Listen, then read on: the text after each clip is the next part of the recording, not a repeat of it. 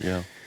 Netflix is set for its slowest revenue growth as its ad plan struggles to gain traction. Bad news for Netflix X2. Netflix has been really having some kind of midlife crisis going on. It kind of reminds me of us, Will. Yeah. On a much bigger, grander scale, but trying to figure out, trying to navigate this, the complicated, landscape. just the complicated media landscape in 2023, short form, medium form, long form, streaming, free, on demand, ownership, originals, binge watching, not binge watching. It's just rapid experimentation, comedy shows, fewer comedy shows, exclusives, exclusive licensing deals. I could go on. Competition, Disney Plus, HBO. You don't need me to go on. No, they're just names at this point. Revenue may increase by only 1.5%, which is its smallest gain ever. Netflix launched its ad-supported plan, but apparently it has not seen significant adoption. Netflix will probably post fourth quarter earnings per share of 44.44, so 44 cents, versus $1.33 in the prior quarter. Revenue is expected to climb at its lowest ever rate to 7.8 billion. Global streaming subscribers will increase by the narrowest margin in company history. Netflix faces increasing competition and cost, diminished customer spending, and an ad-supported plan that is yet to achieve subscription goals. Where is the data on the ad-supported tier? Is it in here? I hope so, because that's the curious figure for me. Maybe it is, maybe it isn't. Now, Netflix for a while, by the way, was expanding rapidly into new markets. That was one of the ways in which they were fighting off or just maintaining certain astronomical growth rates.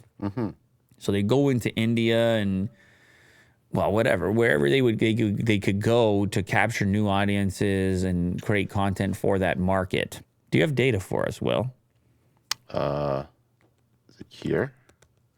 The $6.99 per month ad-supported plan does not have access to all the titles.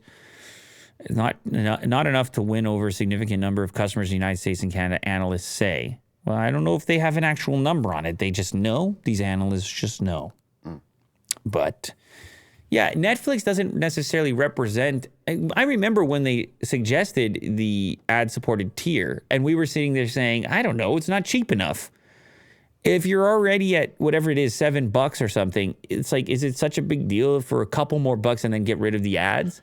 Like, or have it a free plan and then watch the ads. No, I know, but free wasn't, they weren't willing to dabble with free.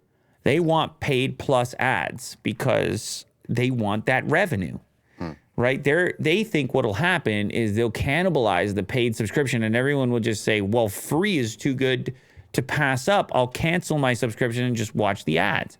Plus, the user experience will eventually suffer. And also, the content partnerships they want to make with high-profile productions, those guys aren't such a fan of ads.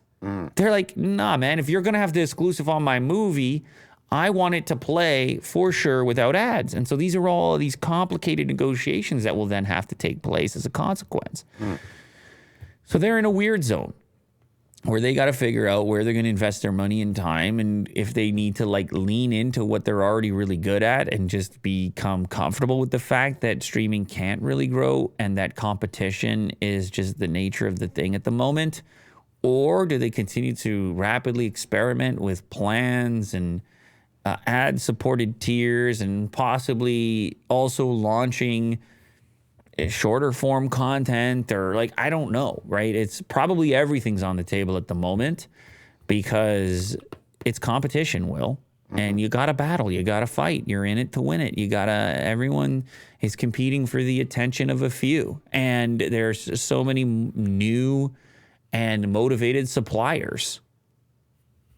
And just sheer amount of content. Amount of content. And a lot of it, as you mentioned, a lot of it free or cheap. And you sit there and think to yourself, what am I truly willing to pay for? And it's a question I would like to pass on to the audience. What are you willing to pay for?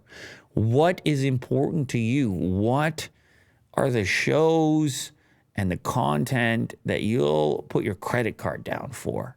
Because we want to know. And how committed are you to those shows? Yeah. You know, like how close are you to canceling the ones that you are paying for? Saying, you know what, free content that's out there is good enough for me. It's plenty. It's lots. Abundant supply of ad-supported content. I don't know.